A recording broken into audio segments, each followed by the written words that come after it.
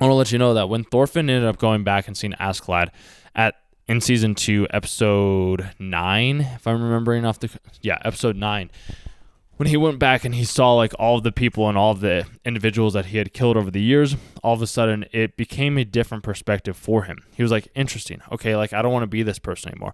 Maybe you're in that place. I know I've been in that place where like I didn't want to be the person that I was anymore. I remember sitting by a window, like longingly looking outside when I was doing sales beforehand, making $100 a day, which I loved it, dude. And I still do love it. And I still love talking to people. I just knew that I wanted to try something a bit different. And I don't know if it was necessarily because of the sales or because I was just like, wow, I had no idea that I could have like this impact and I could enjoy working for 4 or 5 hours a day or something like that and be making the type of money that I was making.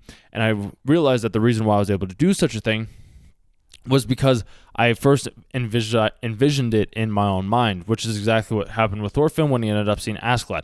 You could say that he actually went there, which he did truly go there. He went there in his mind, just as you're able to go anywhere within your own mind as well too, which I find one of the most exciting and fascinating concepts that I have ever come across, because if you can identify what you do want within your own mind, then all of a sudden you're able to free up different aspects within yourself. So like I was able to do this like when I was going on like a snowboard ride or something like that. I was like, I want to see things that I've never seen beforehand. Then I would see all these crazy people on the slopes wearing all these cool colorful colors or like holding boom boxes or something like that. Like just the other day, I saw some dude walking outside with like orange shoes on, a mushroom t-shirt, and like carrying a boom box. Like, well, I think he was smoking a J or something like that, which I was like, that's pretty cool. Like he's living a pretty good life, I would have to say.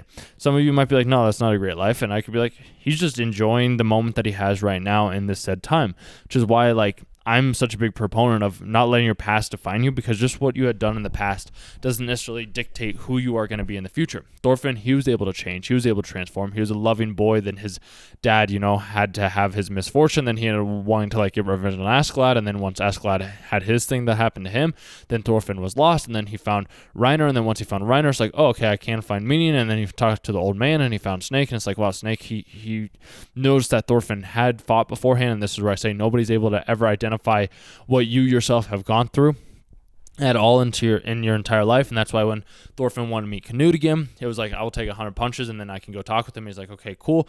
And he was able to like absorb the punch. He wasn't fighting back. He could have taken out every single one of those people, but he wanted to present a different option. He wanted to live by example and show what could be done, because like Canute, he was trying to become the king that was overcoming all of these other things. When Thorfinn, he's like, you know what, I want to do it in a different way. I want to bring in an era of peace and bring us all to Vinsaga. That's not the right one. Vinland. We'll just say Vinland.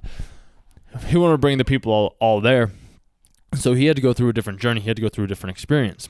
Still, it is a matter of identifying what's within your mind. So when I think back to like these moments where I was like trying to figure out like what I wanted to do, where I was going, like wanting to have relationships with other people, still wanting to share these types of concepts with you, I kind of took a very big leap on myself, because I had the monetary means saved up for me to be able to take off a year, kind of like how Thorfinn, he had to go on this grand adventure to be able to figure out what he did want in his life as well too, by figuring out what he didn't want to be. And then once he figured out what he didn't want to be, he was able to create a life that he is wanting to create now moving forward, which I find that to be incredibly like inspirational and insightful and an example to live by. Because just because you had this past, just because you had these experiences, just because you saw all the people that were happening and killing and whatever it may have been within the war, then all of a sudden you're able to be freed up, because there is no glory in war. There's only savagery and death. And that was something that Thorfinn had realized. Maybe you've realized that as well too, is in certain regards, the only thing that you ever have to do in whatever career, whatever endeavor, whatever battle that you're facing right now, is there are only two options. Like it doesn't necessarily have to be in war. Like war is not like, there is no glory in war. There's only savagery and death. Like that's what you could say, but it's also like war can bring in peace. I know that's going to sound a little contradictory, but like sometimes, and this is always the hard part, because who's the one that's determining what is peaceful and what is not peaceful?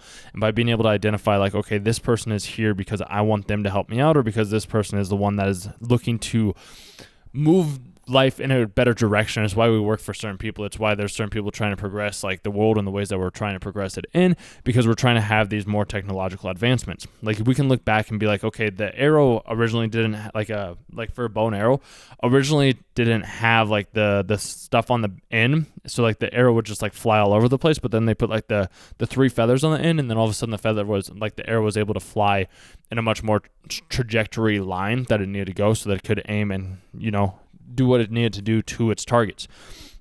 This is technological advancement. This happens in Vinland Saga. You see them like using like Thorfinns and daggers. Like you see everything always advancing in some way, shape, or form. Just as you yourself are always going to be advancing in some way, shape, or form. At least if that's the thing that you want to do. And if you ever want to have insight or an outside perspective on figuring out how you can advance in those new ways, I do offer one-on-one. And I would rather help you out because I am you. I'm just a couple of more steps ahead of you and we have the same interest. So if that's something you're interested in, you can always book a call down below in the description.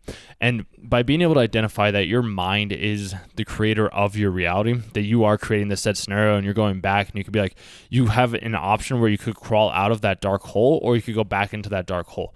It's really up to you. And sometimes you don't even have to crawl because now maybe you have new insights. Maybe you have a new understanding. Maybe you have a different perspective that you didn't originally have. And by having that different perspective, now you open new doors because now you can see that like, okay, I don't want to be like I was back then. Before I was very vengeful, I was very spiteful, I was very just wanting to prove myself, which a lot of us in our early 20s, that's exactly what we want to do. I know that that's exactly what I want to do. I was like, I need to be the best of the best of the best of the best of the best of the best of the best of the best. I would see all these other people out there like absolutely crushing it.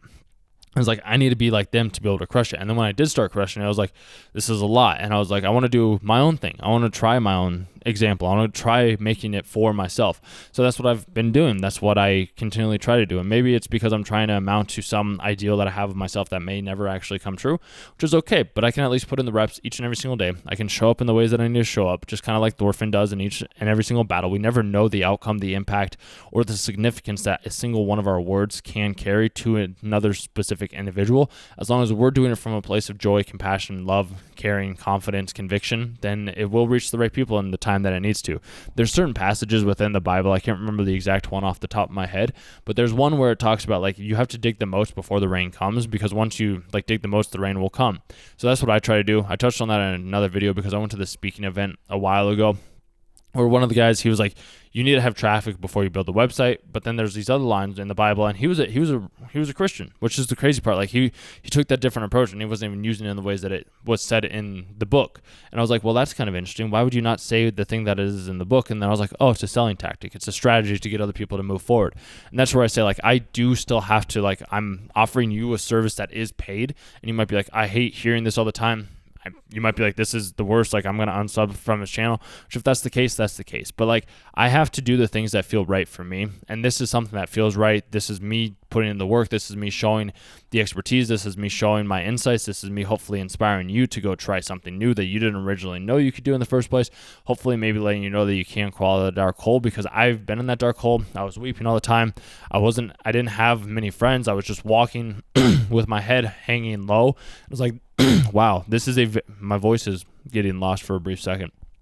I was like, I needed to be here to understand, to better resonate with you, because like up until that point, like I was always happy, it was joyful. But that's where I say, like, you have to do things, you have to try things to figure out like, okay, this is something that I do want versus this is not something that I do want. And it's a matter of being able to identify each and every single one of those things. And if you can identify each and every single one of those things, then all of a sudden, this is the great part, you're going to have a different perspective. You're going to have a different view. You're going to have a different life that you didn't originally have, because you decided to change the way that you viewed the world, because everything is happening everywhere all at once. You could be in one time zone, and I might have touched on this in another video, but I figure I might as well just touch on it again because we have to be reminded a lot more than we have to be taught.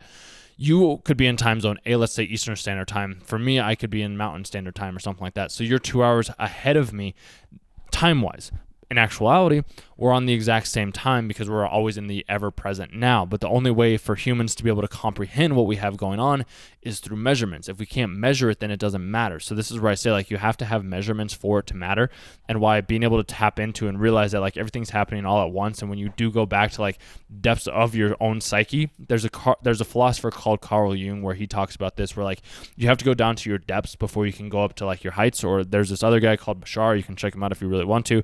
He might not be on your frequency or on your wavelength, but I figured I'll share his name, and if you want to check him out, you can check him out.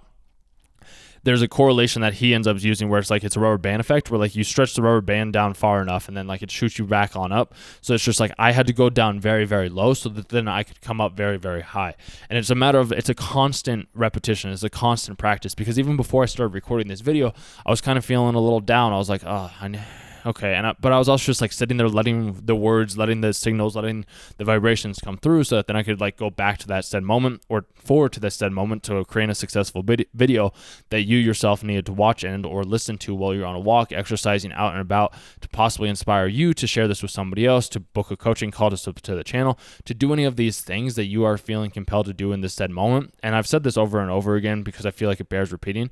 A smaller group of audience, a smaller group of people is the most significant and important amount of people that we need to have in this said world, because you and I, we understand these concepts. We understand the feeling that like we can go back to the said experience and we can go back to those said people that Thorfinn has been able to go back to, just as you're able to go back and have experiences like that you had in the past, like with certain friends, family members, yourself, and you can rechange it, because our minds are very malleable. They're like plastic. So if you don't like something that you had happen at one point in time, when you're going to bed tonight, lay in your mind and imagine or picture like the exact outcome that you'd want it to be. Rechange the conversation, reevaluate the day, redo whatever you need to do, and eventually, and this is the crazy part, it will transpire into a different perspective. Like I was listening to this one story, and we'll wrap up the video because we're getting right about time. There was this book line that I was listening to from this other girl on this other channel that she had, and she was reading this story around this guy who had like a disease that ended up happening where like his pancreas or something along those lines got blocked, and it was like giving him extra acid in his stomach. And he kept thinking, he's just like, you know what, I'm healthy, I'm well, I'm wealthy, I'm healthy. And he just kept doing like a good mindset, because like we technically are the placebo, we are the creator of our own environment. It's exactly what Thorfinn had to realize. Like he had to realize that like he could go down that negative path, or he could go up to the positive path and be somebody that could inspire change in others, because we never know the change that we're going to have happen. So this guy, he ended up doing all these things. He ended up having to go to surgeries. Like he ended up having to go to the hospital. He ended up losing like 30 pounds or something like that, because he couldn't eat food, because if he did, like he would end up dying. But then he eventually got sent home, and he was going to be sent off to do this other surgery before he ended up having to go out and do it.